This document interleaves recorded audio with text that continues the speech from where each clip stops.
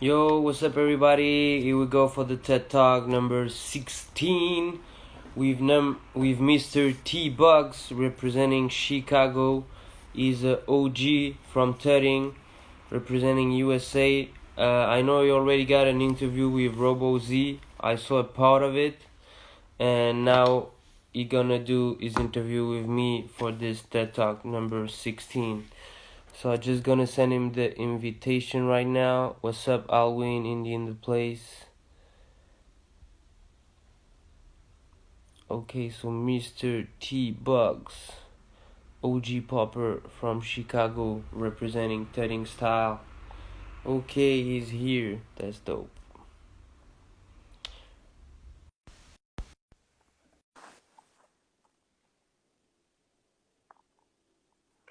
Calling USA right now. Just waiting for him to pick up.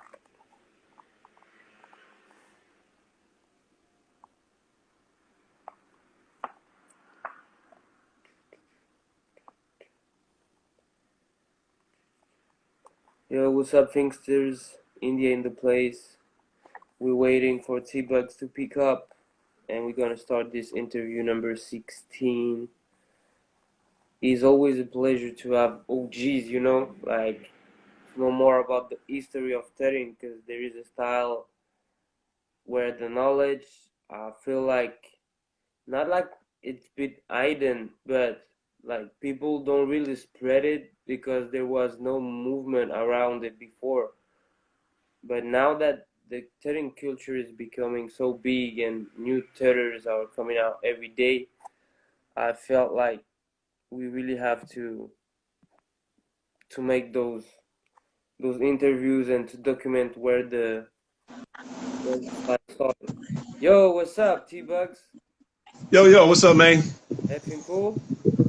Yeah, everything cool, man. Everything's cool. I'm doing this on my phone, man. My computer is jacked. Oh, I understand. I on my phone too. So we're gonna start right away. So for the people who don't know you, introduce yourself. Okay, for the people who don't know me, my name is Torrance T Bugz Griffin, Chicago OG. Popping since '79 actually. 1979 is when I started. So how old were you when you started, and what style did you start it with? I started in Chicago, and I think the first style that I did was just like super basic boogaloo, like two steps. That was all I had for about like a year, and that was it. And then about 80, yeah, about like 1980, 81, I ran into another Chicago OG, my original teacher, JD3PO, and he taught me how to tut. And he taught me how to tut, a lot of other stuff, but the tut was the thing that I fell in love with. So that turned out to be my predominant style. So really, what is the name of your teacher again? JD3PO. So you started in 81, and he already was studying since back in the days? Well, I started in like '79, but I wasn't really any good, so I wouldn't really count that. I met him like in '81, and he had been doing the dance since like '78 or something like that. And I was like, I said, man, I thought it just came out actually. He said, no, man, they was doing it. He said they've been doing like early '70s. And I was like, oh, I didn't know that. So he came to Chicago, and he had brought like about 30 styles with him, because he had taught me how to Sinbad animation, how to water wave, cobra, python, how to bounce. There was so many styles. I was like, wow.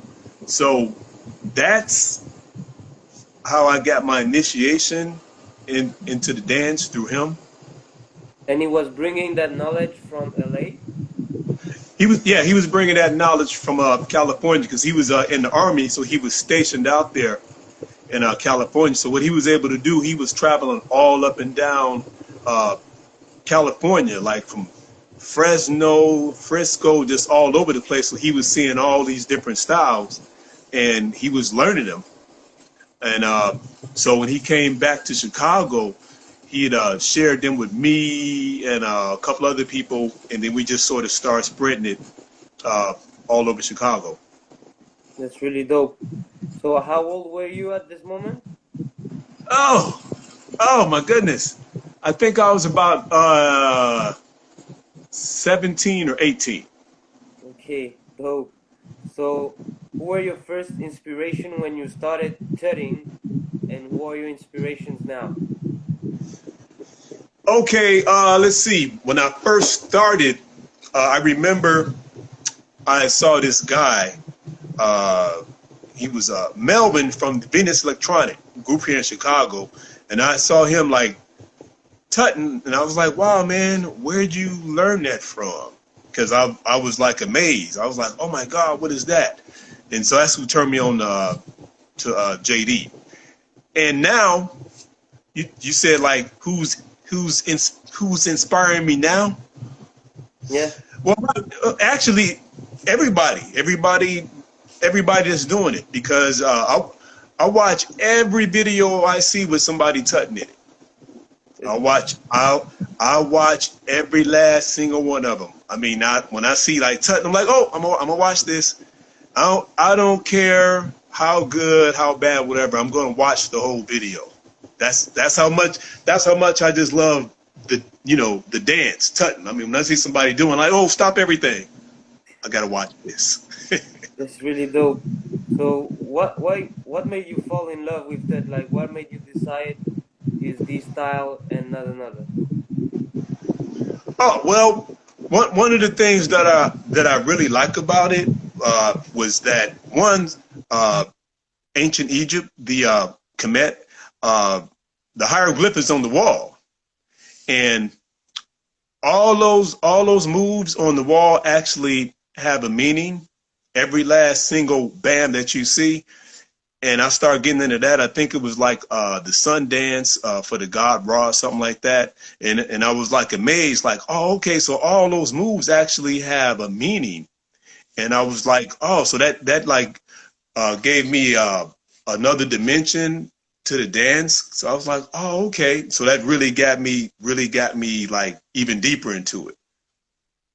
Yeah, that's right. That's funny because that's a discussion that I already got with Junior Boogaloo, and he told me like his point of view that behind that there is something like mystic, like spiritual, because of this connection with the hieroglyphics, because the movement that they were doing was related to them gods, you know.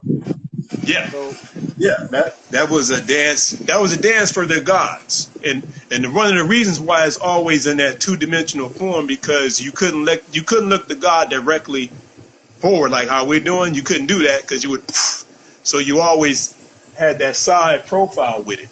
So that was one of the reasons why it was always only in two dimensionals.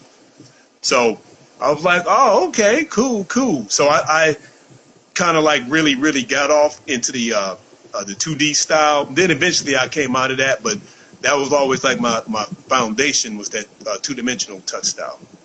that's really dope. So how did you work on those stats? What is your mindset when you doing those stats, like your style? Oh, well, here's the deal, man. When it's time to work those tuts, in the beginning, before you start getting funky with it, it's straight up like just lines, nice and slow, practicing the lines, like every pose, like hit it, hold it, 15, 20 seconds to a minute, depending on the pose, and just going through each individual move. Just bam, holding it, bam, bam, bam. So I trained it like that because I found that you needed to build up your shoulders to be able to hold that, and you have to suck the air in. So, and that took a lot of work, and then to be able to develop the pop while you in that pose, that was the hardest thing to get because I could do the pose like, yeah, where's the pop at? Damn. So that right there to me, that was like the one of the hardest things I had to work on. That's a personal question. When you TUTT, did you pop with your arms or with your core?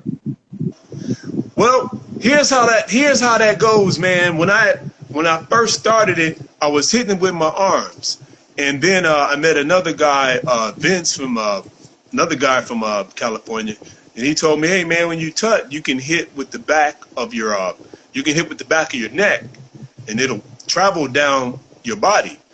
So I started doing that. So I started hitting with my neck, then I took it down to my shoulders, and then I started hitting with the core.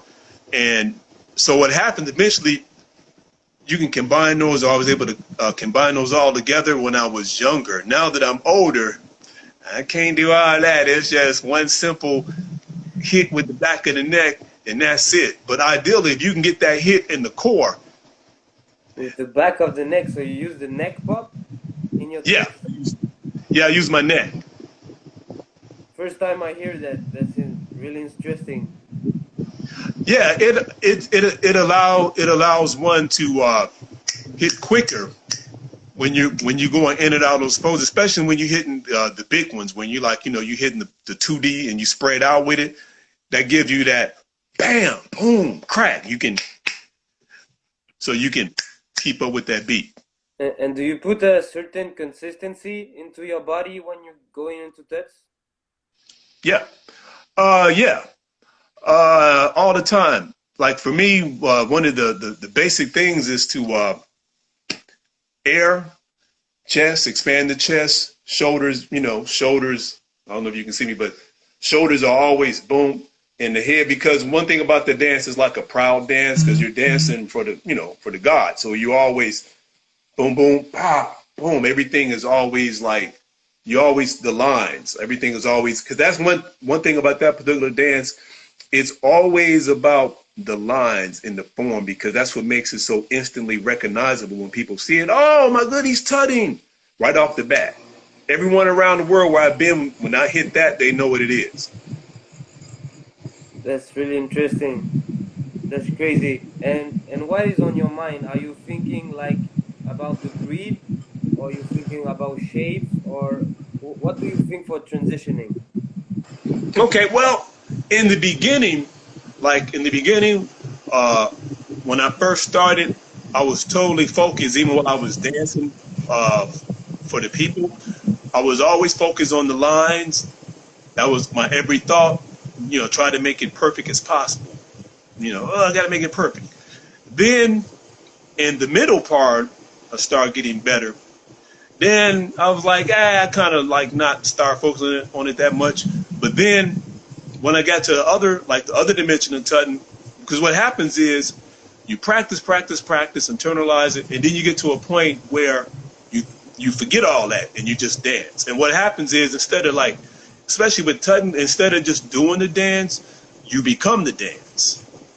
It's like it's just coming from outside through you, and you become lost. It's just a dance, and you just move it. And people are like, oh man, you did this cold move. I don't remember. I don't know. I don't remember. I was just getting down. So it's like those three stages that I went through with it. That's really dope. So related to this is almost the same question, but sometimes the way of asking change the response. You know. So how would you say that your practice have changed over the time? For me, as I've gotten older, uh, I've had to like, because I can't hit all the low ground stuff and everything. So when I first started, I was able to go to the ground, do all the knee work and all that. But now that I've gotten older, I'm more straight up with it, because the knees, I got tendonitis in both knees, so I can't hit all the low stuff. So that's changed. That's changed how I practice it. I feel you. And in your time, like in the early '80s,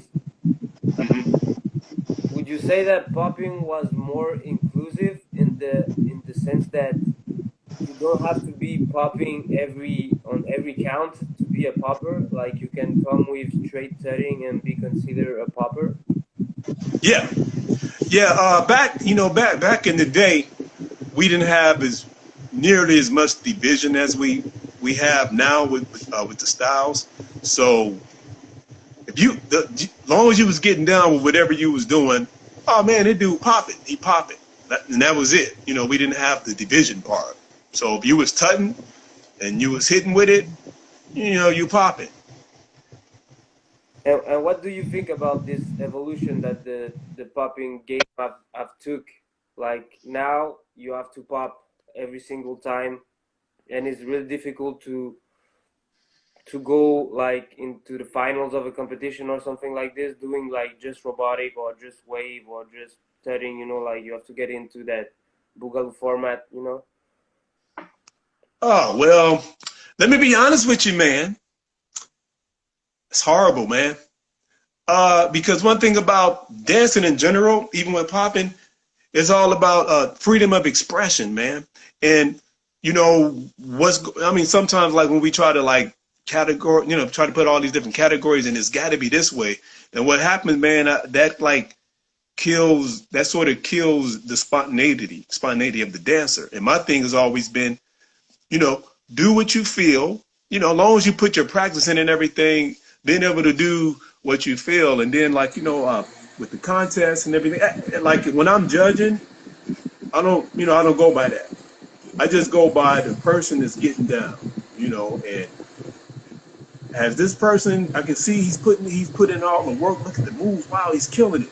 So in that sense, that like what's going on now to me is hurting the game. It's not good for the game right now.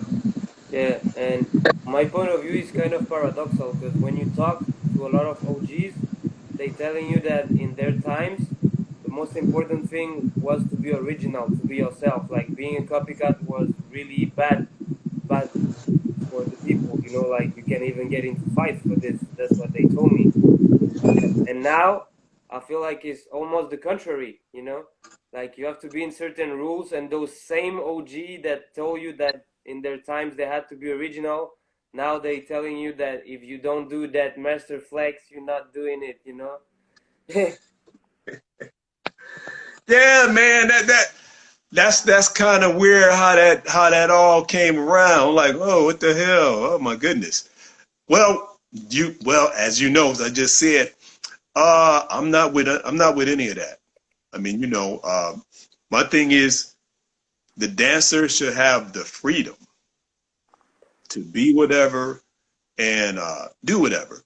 And what you know, when we try to like make it into a form, make it like a crystallization, where it's like it's got to be like this, or you're not doing it at all. I'm like, nah, nah. You know, I mean, anything like kills the freedom. It's not especially for dance. And dance is the ultimate art of self-expression. So how can I tell you, oh no, dog, that ain't happening because you know you didn't hit it like such and such. So you know, get out. For sure. So related to that, I got two, three questions. First Okay. one will be, uh, what would you look at if you're judging a tearing battle?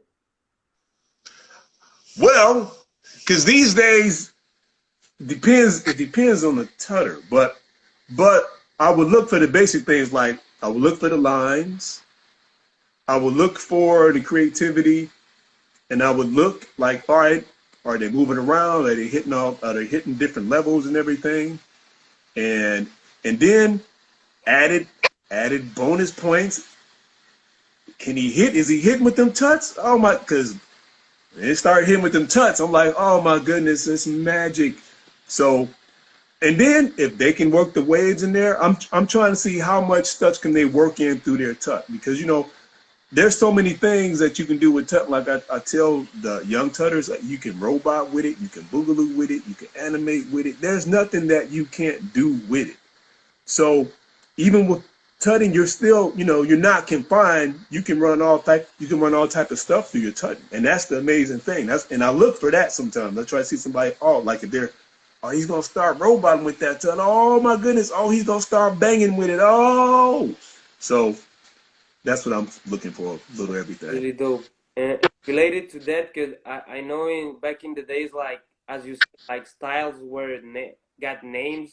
you know, like cymbading, bouncing, and everything. And for Mhm. you, those toyments, like what we call lines, are part of tutting or not? Here's the here's the thing. And this is what I tell a lot of OGs too. It is now because what happens as the dance evolves, right? Every new generation is going to create their own history with it. So right now, you guys are hitting all that with it, and that fits. That's all a part of the dance now.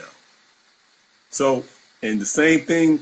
The only thing that happens now with that is just you got to be dope with it because that's now I include that in the dance. I'm like, oh, and it fits with everything else. Really dope. Thanks for this. There is like not a debate, but a point of view that says like if we call that dance metrical dance, it will include more forms of expression. Like for example, if we look at someone like Rubble Legs or B-Boy Lil Crab, they Hmm. doing like really geometric things, but they not into angles. They're more into threads and lines. But I think it's the same kind of mindset of us that they got because they really think about geometry all the time, you know. Hmm. So this is a kind of, I don't know how, if tearing is a good umbrella word for it. What do you think about? Well, I think, um, wow. See, with that one, because I get that one a lot, and I'm thinking there is a slight, like say, like old school tutting, which I do, and that there is a difference. So I think you have to develop a terminology. It's like this. It's like it's in the family. Just like if you have an eagle and a pigeon, they still in the bird family. So it's like that with this. It's like, well, it's still in the family. You can see that's like the brother or the sister. So they are related. And so they should have different names, even though they are related. I understand you. That's a really dope point of view. First time that I got this version. Really interesting. So for you, about the tearing movement, the tearing culture, the tearing community, for you, what is the difference into this culture since your beginning and now? I think in the beginning, uh, the Tutton community was small. And then for a while, it like even almost disappeared. And I think like now, the Tutton community is humongous. It's big. It's much bigger. It's much bigger now than it ever was. Because back in the day, Tutton was just that's just something you could just do, and few people really like got off into it and actually like I'm a master just as one style. It was just something everybody can do. But now it's like a worldwide thing. I mean, it's like it's major big, and I'm very happy about that. It's really cool. So for you, what do we have to do to become even bigger, like popping or house, for example? Well, I think, and like with all things, I think what has to happen is you have to have stars that transcend the dance. Like when people outside say of the tutting game, no tutters, like that's so we have to create stars that transcend the dance itself. So somebody that don't even follow popping or whatever, if they see you like, oh man, that's the guy from whatever, that's that tutting guy. So and how can that happen? That just comes down to one individual or a few individuals or a group of individuals that practice so hard, get so good, and they go mainstream. They do commercials, they get in some movies, and they can take the whole art form to another level. I think, in my personal opinion, that for our generation, for my generation, that was Finger Circus. You know, because J Funk got to choreograph for Marvel. He did Doctor Strange. Strobe did commercials with McDonald's.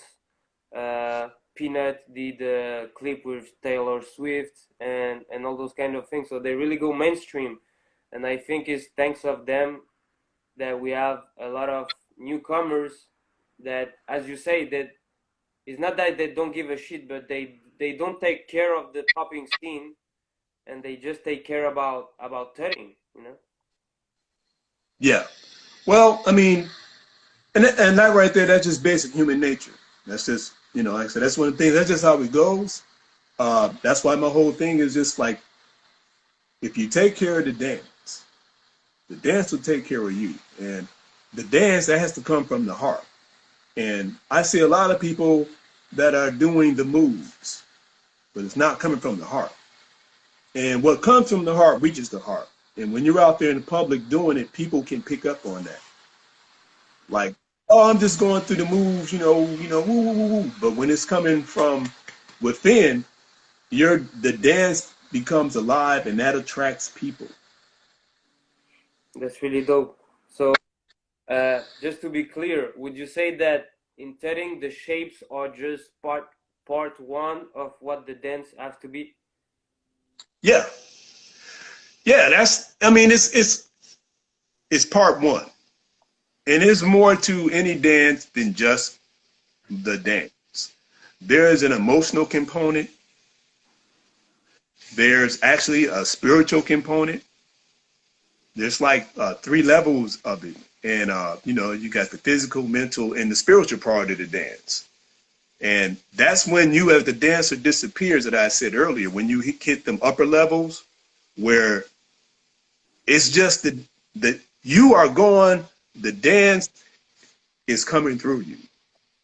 So, but I think what happens over the course of time, if a person sticks with it and they put the work in, because one thing that I do see these days, and I might be wrong, but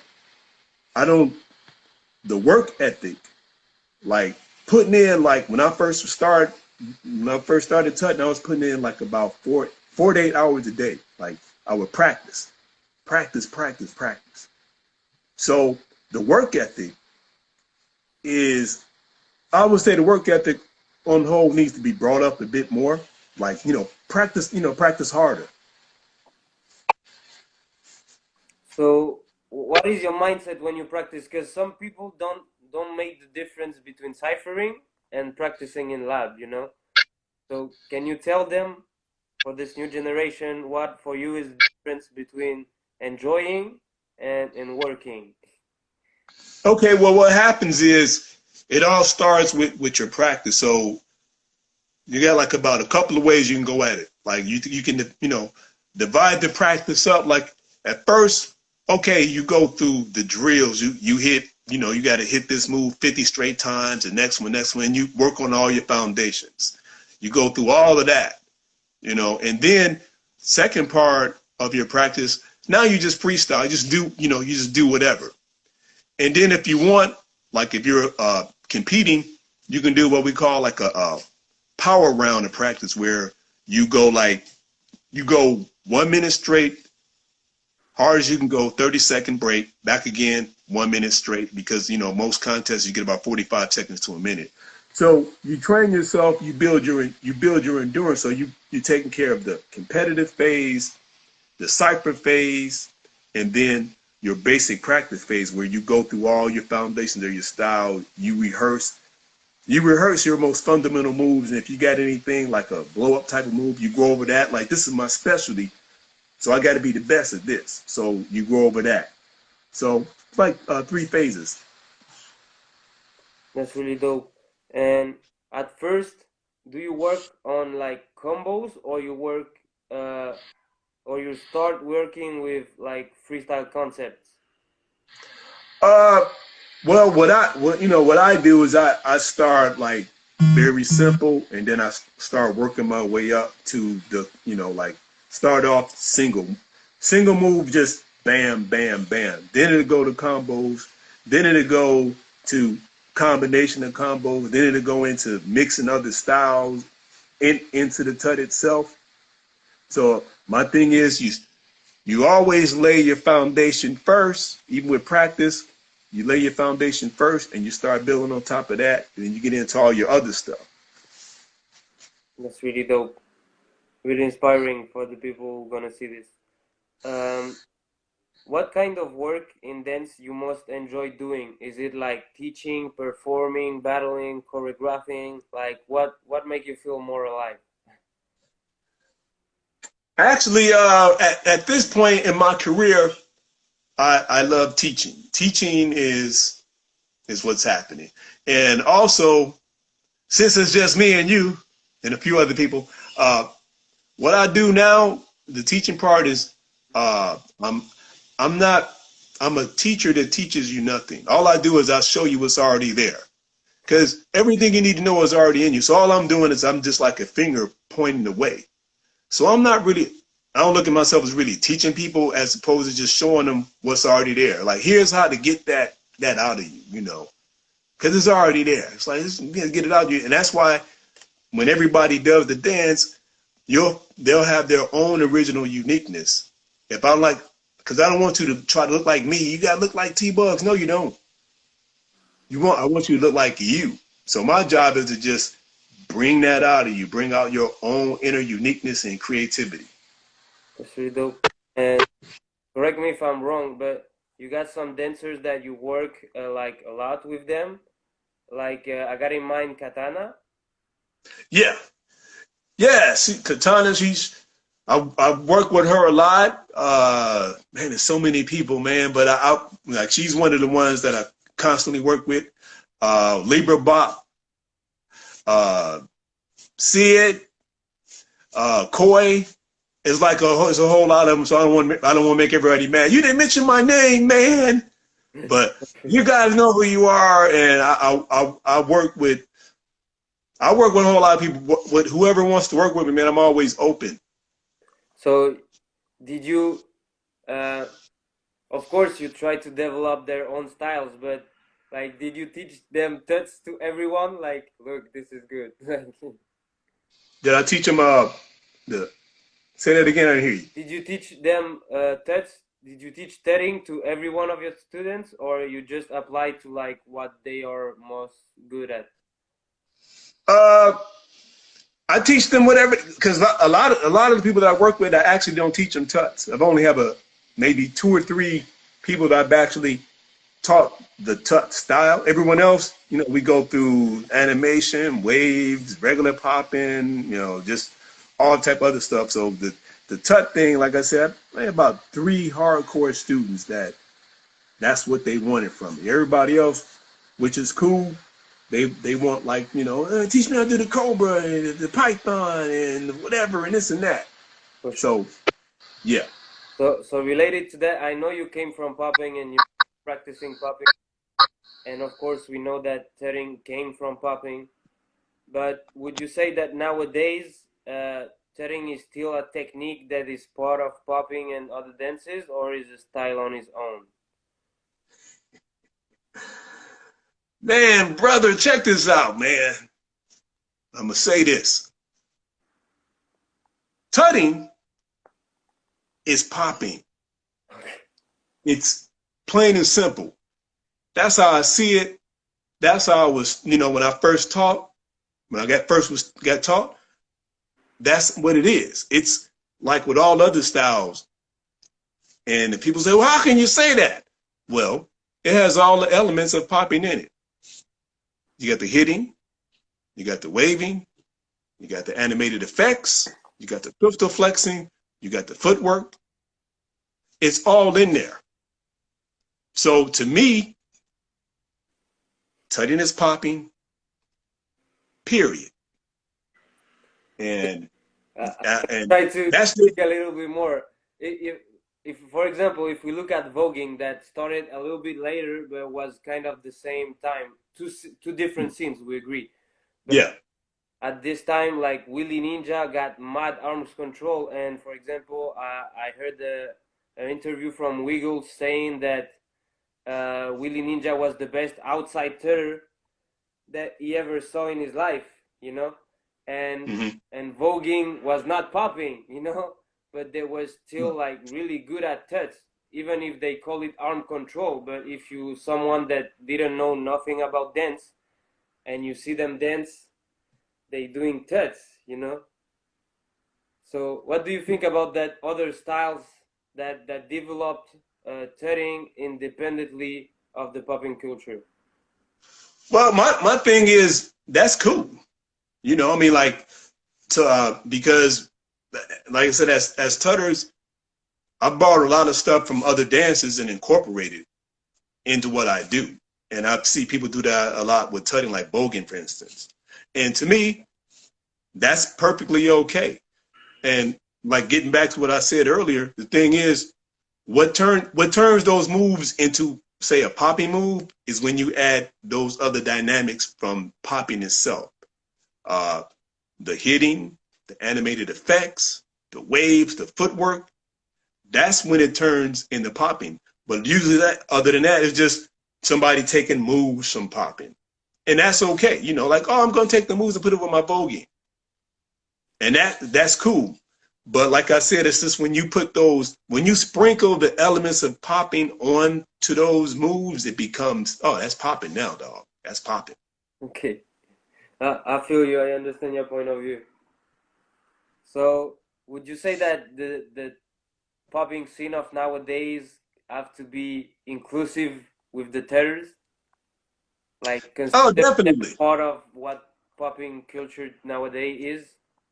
Yeah, yes. See, this whole separate thing, those walls have to go down.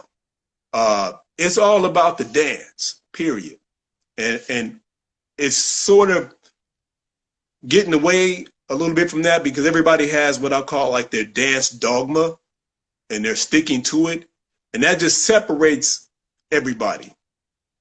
But my thing is this: we are all one under the dance. And like Shakespeare said, a rose by any other name would still be just as sweet. So you can call it what you want. It doesn't change what it is. And I know people like to, because, you know, people have their agendas and that's cool. But for me, I don't buy into I don't buy into any of that because it's always about the dance first and foremost. And people can chop it up however they want.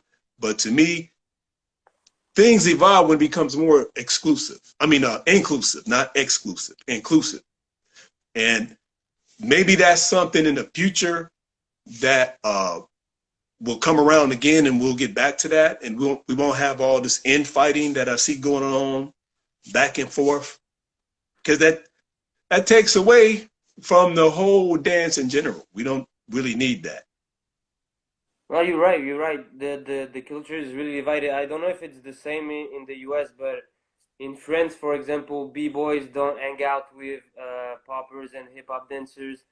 Voguers and walkers don't hang out with b-boys or popping dancers. Crumpers are another scene. Electro dancers are another scene. Choreo dance is another scene than freestyle dance.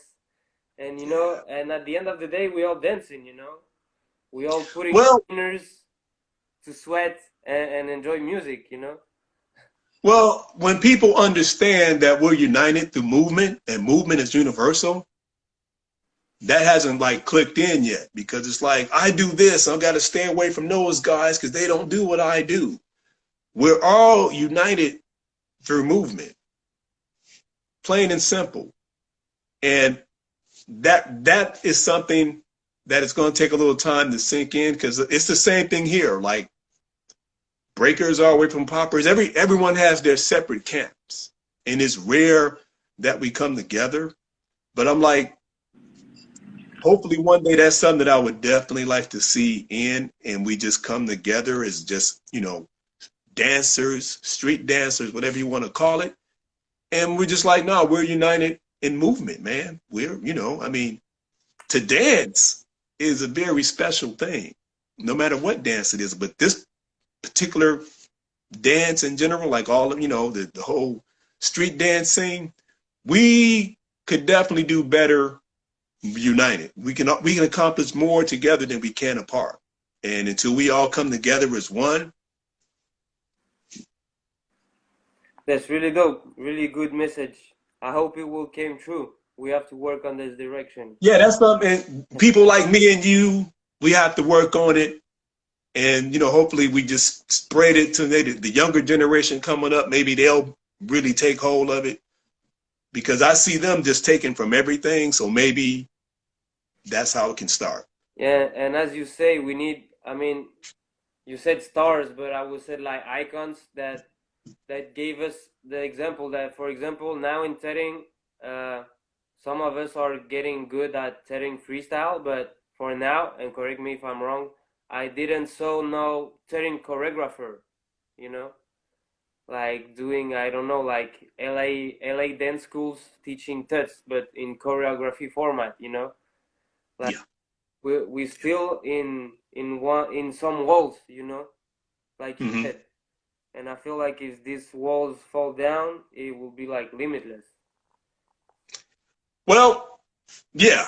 Uh, the thing is, man, it's just going to come down to basically trailblazing individuals who tear down stuff, cause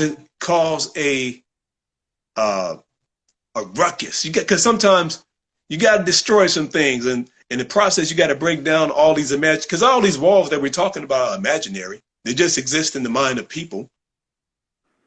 Because I don't see no walls actually separating us. Yes, It's all here. So that's why we have to like start here first, and just keep reminding ourselves and everybody else, hey man, it's all movement. It's universal. Okay, we just got to get off this other crap. It's time to let it go. that's right. Some people here calling you Poppin' Chuck. Poppin' Chuck. Tut, Oh, Poppin'. brother, cold hands. Chuck. Yeah, Poppin' Chuck. He's one of the original members of Robot Mafia and the brand new OG poppin' group, the Grand Poppers. So look out for that, and we will be hitting some serious tuts also, because Chuck uh, is a fantastic tutter. Really dope.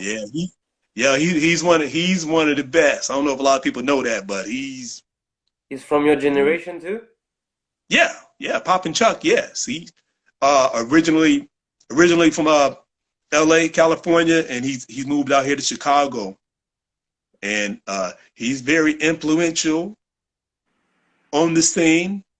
Um, I'm trying to get him to drop more videos so people can see him getting down, but he's a little bit shy. Okay, we'll be dope. Drop some more. We're gonna share it. Yeah. And oh, that gave me another question. So, in your period of time, who were the best stutters in the US? Well, see, that's the thing. See, back in my time, because we didn't have like the YouTubes and all the media stuff, so we you had to be right there to see these guys. So if I'm here all the way in Chicago, I wouldn't even know anyone in LA tutting. The only guy that comes to my mind was and I don't know his real name, that I saw it. I was like, wow, he's the best I've ever seen. A guy named TJ. TJ. Okay. Yeah, TJ. Uh, From where? but I think he was from Compton or something like that. But see, because back in them days, you just saw guys, you're like, wow, he's the best I've ever seen. And no one else would know who the hell you're talking about, because unless you were in that neighborhood at that time, you would see him. If not, there's so many great poppers that we'll never hear about that were actually some of the best, because when I was first started, we didn't have all these ways to keep track of people. Like, oh yeah, you can check out dude's YouTube page, Instagram page, and see his videos. We didn't have that, so a lot of these guys uh, will never know how good, like as far as like how good they were. So that's one of the sad things, because we didn't get a chance to videotape or tape a lot of these guys, because we didn't. Because back then, man, if you had like a VCR able to tape, that cost so much money. I was like, oh no, no, take a picture. I feel you. That's crazy. That's really crazy. So you guys were influenced really by your local scene, we would say. Yeah, yeah, that's the thing. Depending on the environment that you found yourself in when you were dancing, that's the environment that you would be influenced by the most, and you would train. And then if you were able to travel outside your environment every now and then, like check out other, other dances or whatever, like what happened with JD, because he was in Army, he was able to travel all up and down California. So he was able to see all these different styles. And I couldn't do that. I was like landlocked in Chicago. So all I knew was the Chicago scene and whatever I saw them doing on Soul Train. And And I feel I like thought that was it. the dynamic was really different because today with the social media, like everyone that performs or do something wants to show what they do. But I feel like Yeah. in your time it was more of something gangsta or something between friends. Like it was not that much about showing how good you are. It was just for enjoying parties or enjoying yourself. So it was another dynamic, no? Yeah, well, the thing is, that was happening then too. It's just that it wasn't, you couldn't see it. It's like, because I wanted, like, my whole thing is I wanted to be the best. And that mean I had to beat everybody in the city if they was popping. I had to get with them. So I was about that, and that was the thing. We had the intense competitions. We go at it. It's just that there weren't any cameras and stuff like that. It was just like, yo, dog, what's up?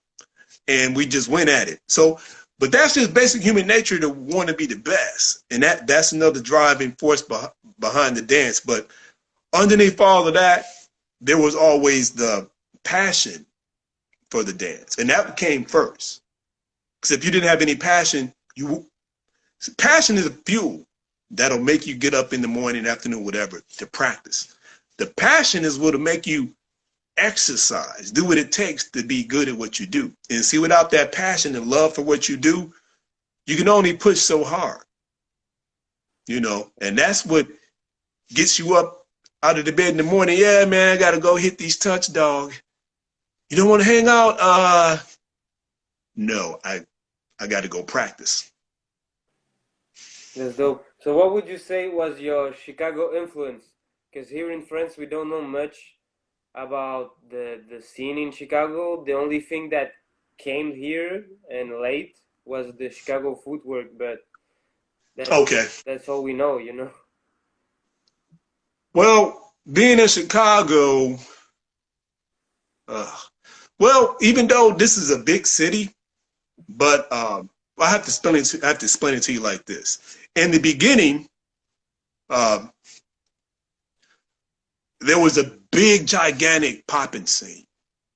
Big, man. We had like thousands of poppers, thousands of them.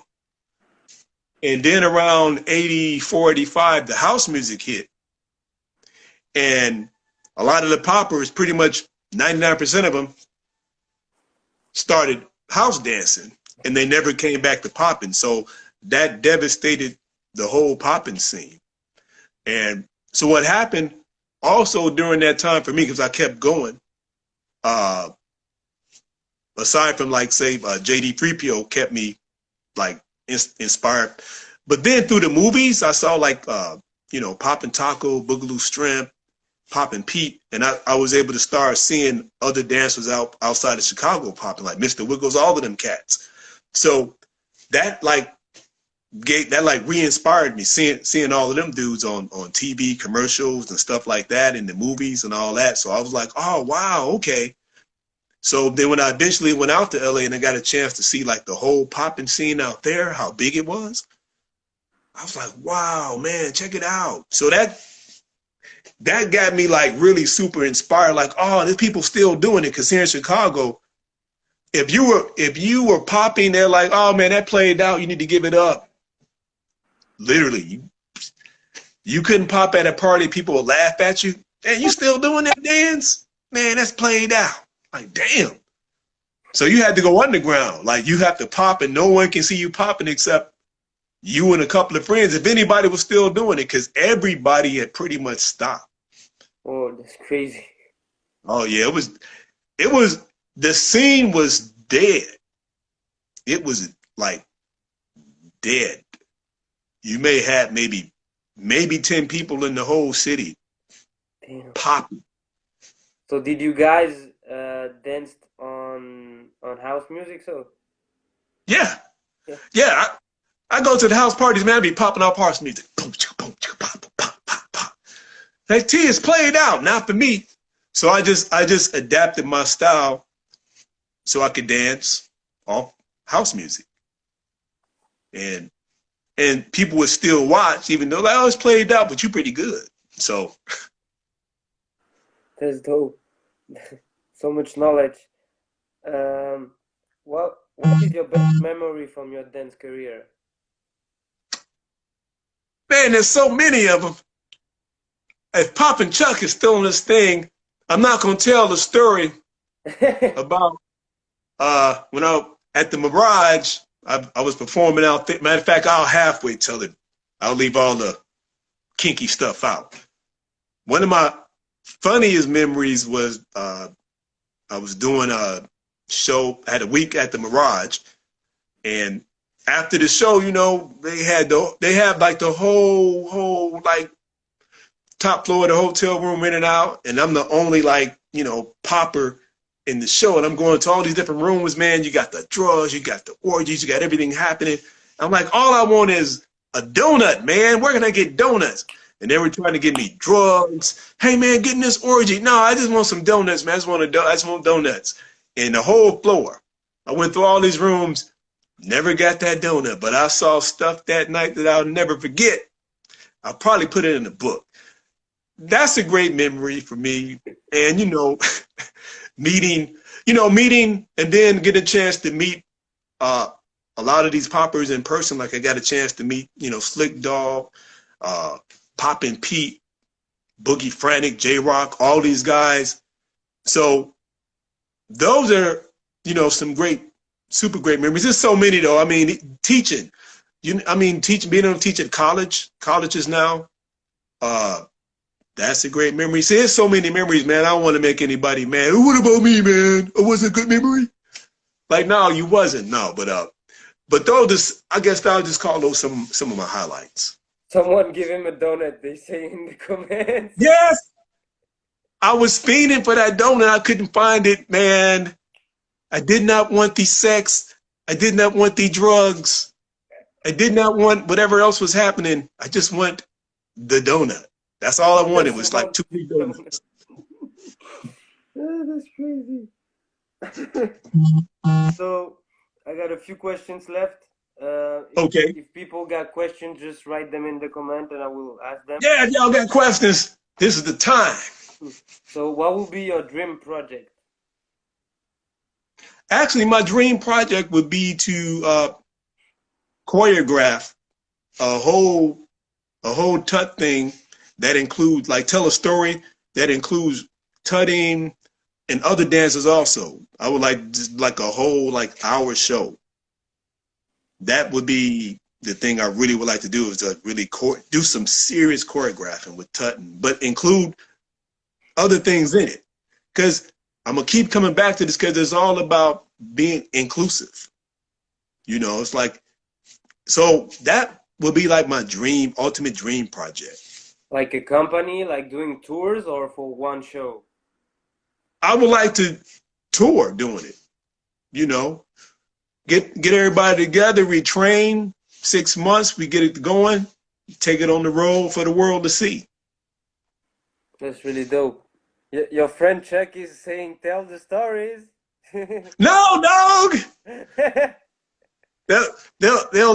They'll shut my man's channel down after they hear them stories because he want me to tell the real story behind all that. I'm like, no, dude, no, Chuck, no. There's some dark things going on. Oh man, it was some things going on. Interesting. I did eventually see them donuts, but after I saw what was being done with them, I didn't want them anymore. So, okay. I'm dying. I got a question from Fish Sauce. He said, being the Oh, Midwest, what other cities were popping? Was Detroit, and then I cannot see the end of the question. Was Detroit Funkators in the house? Pocketeers in the house. Yeah. Uh, well, in the Midwest, there were like Detroit, Wisconsin, St. Louis. There were popping going on.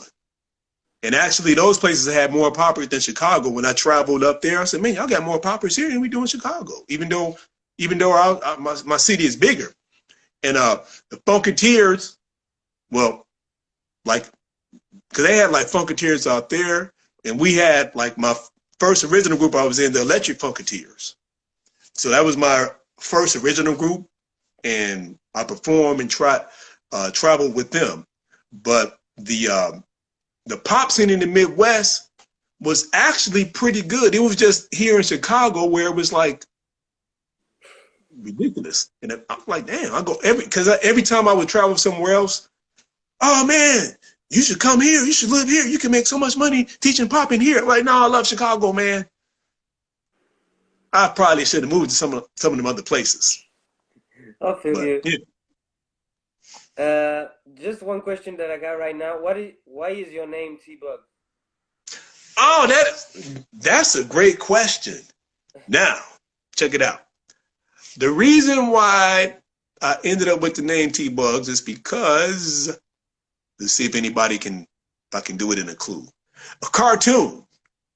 Bugs. I don't know if anybody remembers the cartoon Hair Grows in Brooklyn with Bugs Bunny. He was tutting and he was hitting them angles.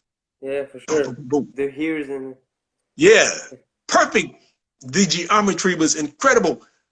So I got my name because of that cartoon.